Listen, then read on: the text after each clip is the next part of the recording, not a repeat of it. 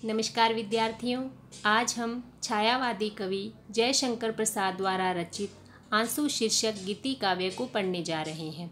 विद्यार्थियों, स्नातक तृतीय वर्ष के पाठ्यक्रम में आंसू शीर्षक गीति काव्य से कुछ काव्यांशों को शामिल किया गया है। तो हम यहाँ केवल उन्हीं काव्यांशों का अध्ययन करेंगे, केवल उन्हीं काव्यांशों की व्याख्या करेंगे जो हमारे पाठ्यक्रम में शामिल हैं। जब हमने प्रसाद जी के व्यक्तित्व एवं कृतित्व के संबंध में चर्चा की थी, तो हम संक्षेप में आंसू कृति के संबंध में भी चर्चा कर चुके हैं। विद्यार्थियों, हमने चर्चा की थी कि आंसू मुक्तक शैली में रचित एक विरह काव्य है, जिसमें कवि की निजी प्रेम की पीड़ा, उसकी विरह वेदना की मार्मिक अभिव्यंजना देखने को मिलती है। आंसू कृति के 2 संस्करण प्रकाशित हुए थे। प्रथम संस्करण 1925 में, जिसमें 126 छंद थे।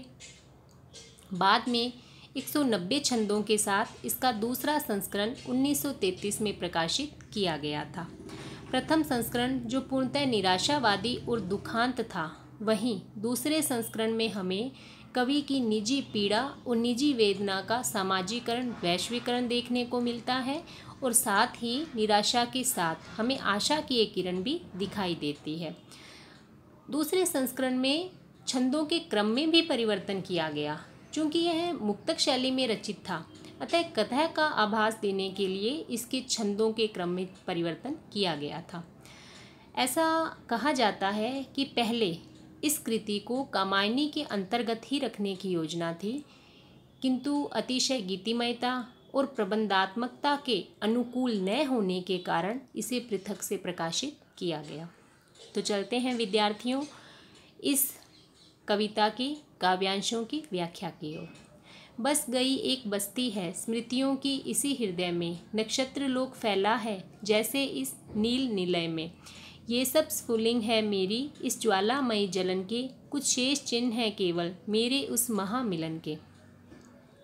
स्फुलिंग से तात्पर्य है चिंगारियाँ, ज्वालामयी जलन का तात्पर्य है संताप या पीड़ा, निलय अर्थात आकाश या आसमान। विद्यार्थियों, जब भी हम किसी भी काव्यांश की व्याख्या करते हैं तो प्रारंभ में हम संदर्भ और प्रसंग की चर्चा अवश्य करते हैं। तो इस काव्यांश के संदर्भ की बात करें तो प्रस्तुत काव्यांश छायावादी कवि जयशंकर प्रसाद द्वारा रचित आंसू शीर्षक गीति काव्य से उद्धृत है। विद्यार्थियों, हम 1 या 2 पंक्तियों में संदर्भ के अंतर्गत उस कृति से संबंधित महत्वपूर्ण तथ्य को भी इंगित कर सकते हैं। जैसे हम इस काव्यांश के संदर्भ में बता सकते हैं कि आंसू मुक्तक शैली में रचित एक विरह काव्य है, जिसके 2 संस्करण प्रकाशित हुए थे। प्रसंग की अगर हम बात करें तो इस संपूर्ण गीति काव्य का प्रसंग एक ही है, और वह है कवि के निजी प्रेम की पीड़ा, कवि के विरह वेदना की मार्मिक अभिव्यंजना इस काव्यांश में, इस गीति काव्य में की गई है। तो अपनी विरह वेदना की मार्मिक अभिव्यंजना करते हुए, अपनी वेदना व्यथा का अनुभूतिमय चित्रण करते हुए कवि प्रसाद कहते हैं, मेरे इस हृदय में प्रेम की स्मृतियों का एक संसार ही बस गया है। जैसे नीले आसमान में नक्षत्रों या तारों का संसार बसा हुआ है, और इस नीले आसमान में ये नक्षत्र और तारे चमकते रहते हैं, उसी प्रकार मेरी ये प्रेम स्मृतियाँ मेरे हृदय में निरंतर कौंधती रहती है। ये प्रेम स्मृतियाँ केवल स्मृतियाँ नहीं हैं, अपितु ऐसी चिंगारियाँ हैं जिन्होंने अपने संताप और पीड़ा से मेरे हृदय को वेदना व्यथित बनाए रखा है। मेरे इस वेदना व्यथित हृदय में प्रिय से उस मिलन के चिन्ह आज भी शेष है, और प्रिय से पुनः मिलन की धूमिल आशा भी बनी हुई है। यहाँ हम विशेष की बात करें तो विशेष में जहाँ हम भाषा, अलंकार, छंद, रस इत्यादि की चर्चा करते हैं, तो भाषा यहाँ संस्कृत निष्ठ तत्सम शब्दावली का प्रयोग किया गया है। छंद की जो तुकांतता है और गेयता है वह प्रशंसनीय है। रस यहाँ वियोग श्रृंगार रस का चित्रण देखने को मिलता है, क्योंकि यहाँ कवि अपनी विरह वेदना को अभिव्यक्त कर रहा है। अलंकारों की अगर बात करें विद्यार्थियों, तो हमें इस गीति काव्य में रूपक अलंकार की छटा सर्वत्र देखने को मिलेगी। और यहाँ अगर हम बात करें, क्योंकि प्रेम की अभिव्यक्ति की गई है, तो हमें माधुर्य गुण और लाक्षणिक पदावली का चित्रण भी देखने को मिल रहा है। शीतल ज्वाला जलती है, ईंधन होता दृग जल का, यह व्यर्थ सांस चल चल कर करती है काम अनिल का। वाड़व ज्वाला सोती थी इस प्रणय सिंधु के तल में, प्यासी मछली सी आंखें थी विकल रूप के जल में।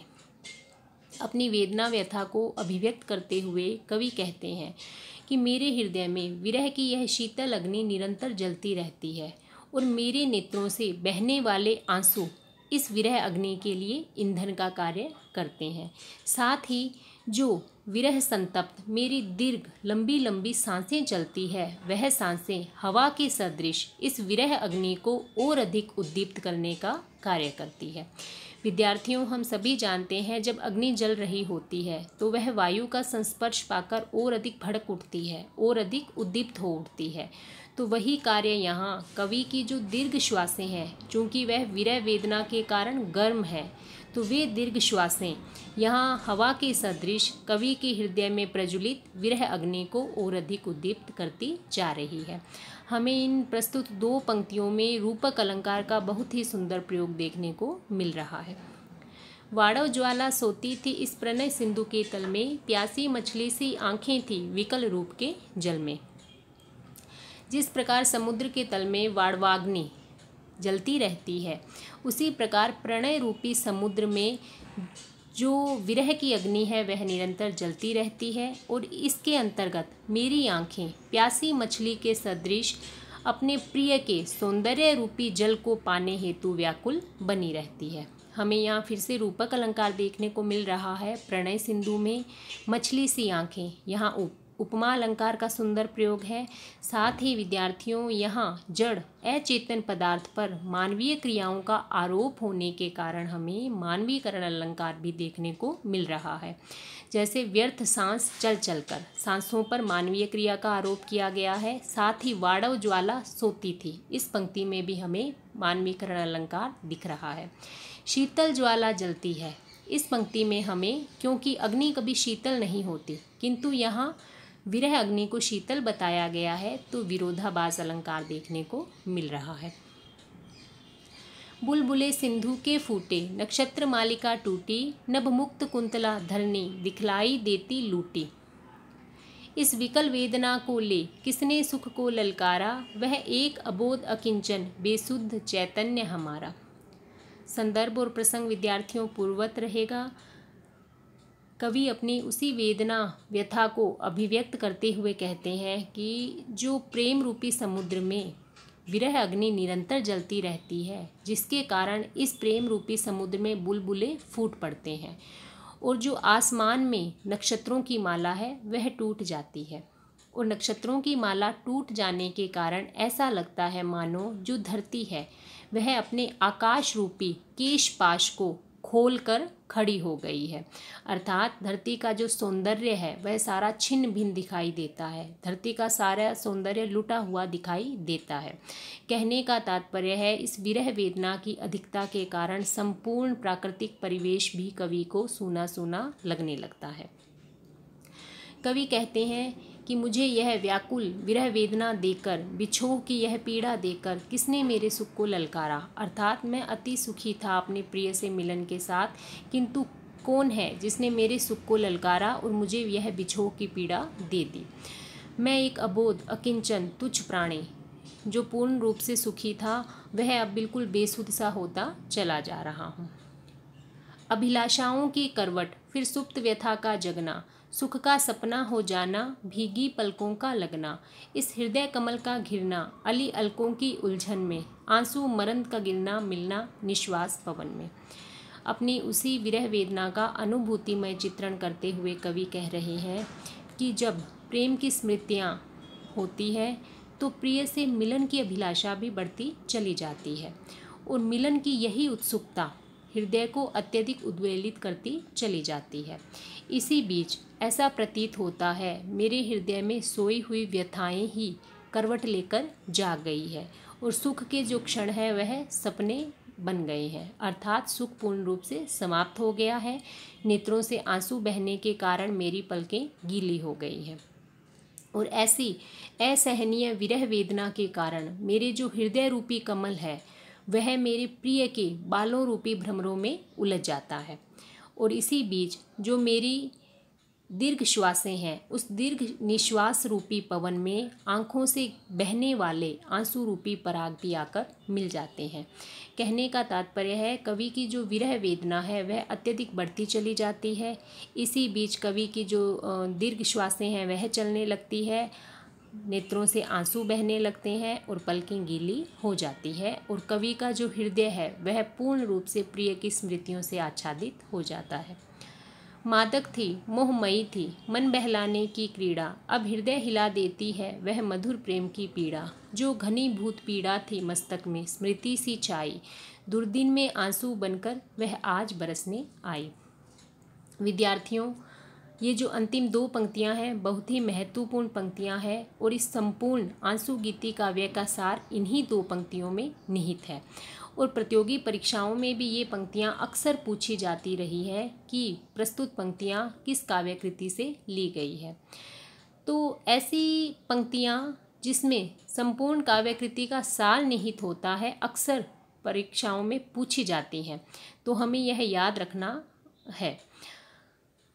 यहाँ कवि बता रहा है अपने अतीत की स्मृतियों को याद करते हुए, संयोग की अवस्था को याद करते हुए कि कवि से जो मिलन की प्रिय से मिलन की जो अवस्था थी, जो संयोग का समय था, वह बहुत ही मादक और मोह मायामय था और वह हृदय को आनंदित करने वाले एक सुंदर खेल के समान प्रतीत होता था। किंतु वही प्रेम, वही आनंद अब बिछोह की असहनीय पीड़ा में परिवर्तित हो गया है और वह मेरे हृदय को हिलाकर रख दिया है। कवि कह रहा है मेरे मन मस्तिष्क में प्रिय की स्मृतियाँ हमेशा आच्छादित रहती है और जो प्रिय की स्मृतियाँ हैं और जो मेरी विरह वेदना है वह आज परत दर परत घनीभूत होती चली जा रही है और इसी कारण यह जो पीड़ा है यह असहनीय हो गई है और मैं आज इसे रोक पाने में असमर्थ हूँ और इसी कारण बुरे दिनों में यही पीड़ा आंसू बनकर मेरे नेत्रों से प्रवाहित होने लगी है। कहने का तात्पर्य है विद्यार्थियों, जब आसमान में बादल भी घनीभूत हो उठते हैं उसके पश्चात ही बरसते हैं। अर्थात कवि की जो पीड़ा, जो वेदना है वह इतनी अधिक बढ़ चुकी है कि अब कवि उसे सहन करने में असमर्थ है, उसे रोक पाने में असमर्थ है और यही कारण है कि वह पीड़ा की अधिकता ही आज कवि की आँखों से आंसू बहकर बाहर निकल रही है। यहाँ हमें पंत जी रचित पंक्तियाँ याद हो आती है जब पंत जी कहते हैं वियोगी होगा पहला कवि, आह से उपजा होगा गान। अर्थात किसी व्यक्ति की जो व्यथा है, जो पीड़ा है, वही ही काव्य की सृष्टि का कारण बनती है। तो यहाँ भी हम देखते हैं कि जो कवि के हृदय की घनीभूत पीड़ा है उसी के कारण वह आंसू कृति की सर्जना संभव हो पाई है। रो रो कर सिसक सिसक कर कहता मैं करुण कहानी, तुम सुमन नोचते सुनते करते जानी अनजानी। मैं बल खाता जाता था मोहित बेसुध बलिहारी, अंतर के तार खिंचे थे तीखी थी तान हमारी। विद्यार्थियों, संदर्भ प्रसंग हमारा पूर्ववत ही चल रहा है और अपनी विरह वेदना को अभिव्यक्त करते हुए कवि कहते हैं कि जब मैं रो रो कर सिसक सिसक कर अपने बिछोह की करुण कहानी बता रहा था, अर्थात मिलन के अंतिम समय में जब मैं अपने प्रिय को संबोधित करके ही कवि कह रहे हैं कि हे प्रिय, जब मैं अपने मिलन के अंतिम समय अपने बिछोह की उस करुण कहानी को रो रो कर विरह व्यथित होकर तुम्हें बता रहा था, तो तुम मेरे उस हृदय की जो प्रेमिल भावना रूपी पुष्प है उसे नोचते हुए, उनसे अनजान बनते हुए सुन रही थी। अर्थात मैं विरह वेदना से व्यथित हो रहा था और तुम मेरी हृदय की उन प्रेमिल भावनाओं से अनजान बनने का प्रयास कर रही थी। मैं बल खाता जाता था मोहित बेसुध बलिहारी, इतना होने के बावजूद भी मैं आज भी तुम पर मोहित हूँ, मुग्ध हूँ। यद्यपि मैं सबसे चारों तरफ से बेसुध हो गया हूँ किंतु तुम पर बलिहारी जाता हूँ। मैं जब अपने हृदय की उन मधुर भावनाओं को तुमसे साझा कर रहा था, तुम उस समय भी तुम्हारे हृदय के तार मुझसे खिंचे हुए थे और मेरी हृदय की उन भावनाओं के मधुर स्वर को अनसुना करते हुए तुम अनजान बनने का प्रयास कर रही थी। यहाँ रो रो कर सिसक सिसक कर शब्दों में हमें पुनरुक्ति प्रकाश अलंकार देखने को मिल रहा है, क्योंकि यहाँ शब्द की आवृत्ति है और शब्द की आवृत्ति एक ही अर्थ में की गई है। झंझाझकोर गर्जन था, बिजली थी नीरद माला, पाकर इस शून्य हृदय को सबने आ डेरा डाला। तुम सत्य रहे चिर सुंदर मेरे इस मिथ्या जग के, थे केवल जीवन संगी कल्याण कलित इस मग्गे। विद्यार्थियों, झंझाझकोर गर्जन था, यहाँ हमें ध्वन्यार्थ व्यंजना देखने को मिल रही है, अर्थात इन शब्दों को सुनकर ही हमें उस गड़गड़ाहट की, उस गर्जना की, बिजली की चकाचौंध की जो ध्वनि है वह सुनाई दे रही है। तो यहाँ हमें ध्वन्यार्थ व्यंजना देखने को मिल रही है, जिसको हम विशेष में लिख सकते हैं। कवि कह रहा है, जब निर्मल और शांत आसमान होता है तो आंधी, तूफान और मेघमालाएं आकर आच्छादित हो जाती है, बिजलियां कौंधने लगती हैं। तो ऐसे ही मेरे प्रेम शून्य हृदय को पाकर विपत्तियों ने भी डेरा जमा लिया है। अर्थात निर्मल और शांत आसमान पर जब ये प्राकृतिक शक्तियाँ आकर डेरा जमा लेती है, उसी प्रकार मेरे इस प्रेम शून्य हृदय को पाकर अनेक विपत्तियों ने यहाँ डेरा जमा लिया है। जो विरह वेदना, जो व्यथा है, वह यहाँ आकर जम चुकी है। अपने प्रिय को संबोधित करते हुए कवि प्रसाद कह रहे हैं कि यह संसार तो मिथ्या है और इस मिथ्या संसार में तुम्हारा चिर सौंदर्य ही एकमात्र सत्य रहा है। हे प्रिय, तुम मेरे जीवन मार्ग की एकमात्र संगिनी रही हो और तुम्हारे ही कारण जो मेरा जीवन मार्ग है वह कल्याणकारी और सुंदर रहा है। यहाँ कवि ने अपने प्रिय को अपने जीवन मार्ग के लिए कल्याणकारी बताया है। भाषा वही संस्कृतनिष्ठ तत्सम शब्दावली युक्त है, ध्वन्यार्थ व्यंजना देखने को मिल रही है और यहाँ हमें प्रतीकात्मक और लाक्षणिक पदावली भी देखने को मिल रही है। विद्यार्थियों, आज हम इतना ही काव्यांश पढ़ेंगे, शेष रहा काव्यांश हम आगे के वीडियो में चर्चा करेंगे। धन्यवाद।